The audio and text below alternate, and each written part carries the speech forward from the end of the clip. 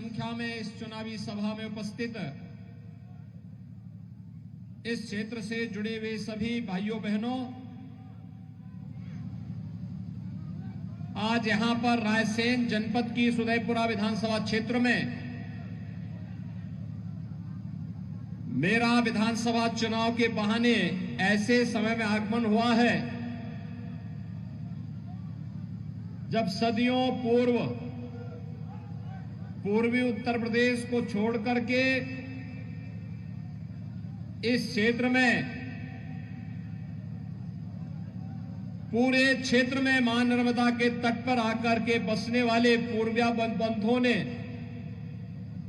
विकास और समृद्धि की एक नई कहानी गढ़ी और एक लंबे समय से वे इस क्षेत्र के विकास में अपना योगदान दे रहे हैं। लेकिन भाइयों बहनों, मैं आप सबके सामने ऐसे समय में आया हूं जब आपके पूर्वजों ने पूर्वी उत्तर प्रदेश छोड़ा होगा, उनके मन में एक टीस रही होगी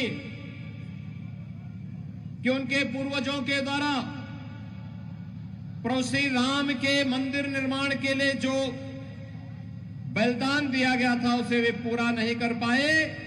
लेकिन भाइयों बहनों, आज आपको खुशखबरी देने के लिए मैं आया हूं कि अयोध्या में 22 जनवरी को प्रधानमंत्री मोदी जी के कर कमलों से राम मंदिर में रामलला विराजमान होने वाले हैं और इस अवसर पर आपको आमंत्रण देने के लिए भी मैं आया हूं।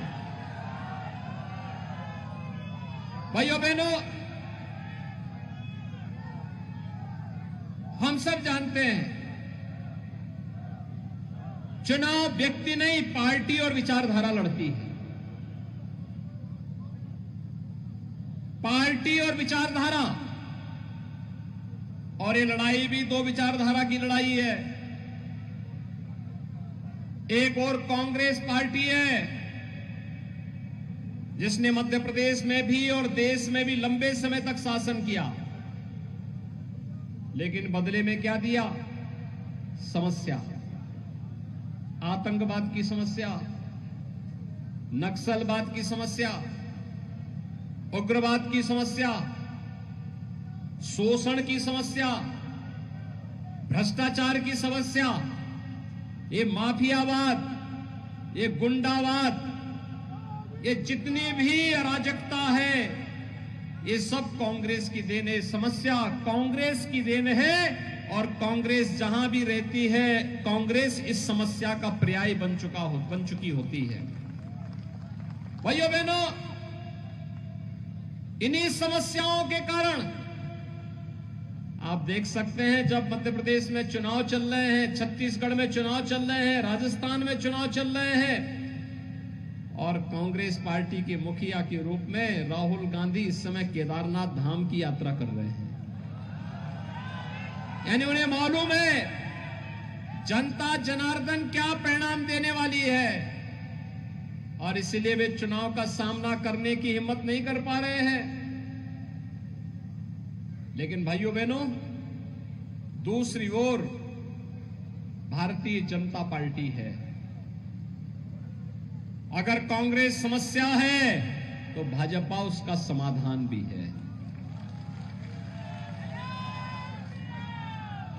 समाधान, आतंकवाद की समस्या का समाधान कश्मीर में धारा 370 प्रधानमंत्री मोदी जी ने एक झटके में समाप्त कर दिया। समाधान, जिस राम जन्मभूमि के लिए 500 वर्षों से युद्ध चल रहे थे, आंदोलन चल रहे थे और जिस समस्या को कांग्रेस ने असाध्य कर दिया था। कांग्रेस के नेता कहते थे राम तो हुए ही नहीं, कृष्ण हुए ही नहीं।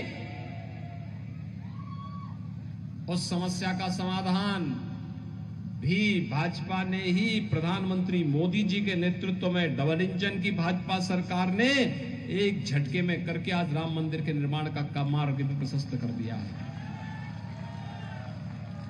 मैं पूछना चाहता हूं भाइयों बहनों, मैं पूछता हूं,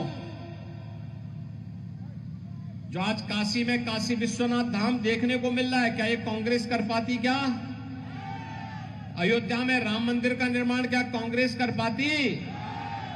और महाकाल के महालोक का निर्माण भी क्या कांग्रेस कर पाती? भाइयों बहनों, कांग्रेस, जो मैं पहले भी कहा हूं, देश की समस्या का नाम है और भाजपा उस समस्या का समग्र समाधान का नाम है।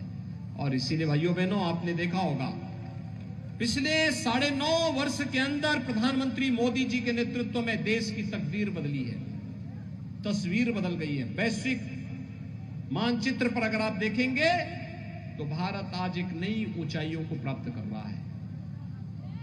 रहा है ना। भारत का सम्मान बढ़ा है दुनिया में। भारत को संकट मोचक के रूप में लोग देखते हैं, प्रधानमंत्री मोदी जी को देखते हैं। देश के अंदर आतंकवाद की समस्या का समाधान, नक्सलवाद की समस्या का समाधान, भ्रष्टाचार पर प्रभावी अंकुश और इंफ्रास्ट्रक्चर, वर्ल्ड क्लास इंफ्रास्ट्रक्चर होना चाहिए।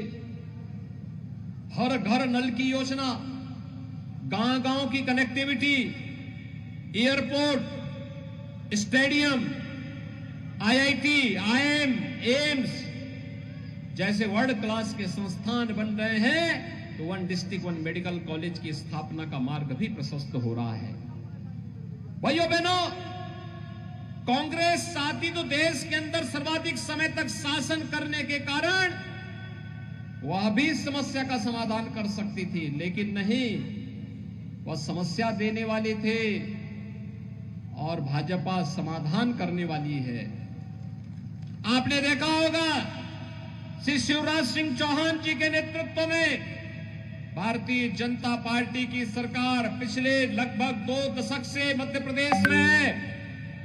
ये मध्य प्रदेश पहले बीमारू राज्य की श्रेणी में आता था और शिवराज जी के नेतृत्व में आज मध्य प्रदेश बीमारू राज्य से उभर करके एक विकसित राज्य की ओर अग्रसर हुआ है।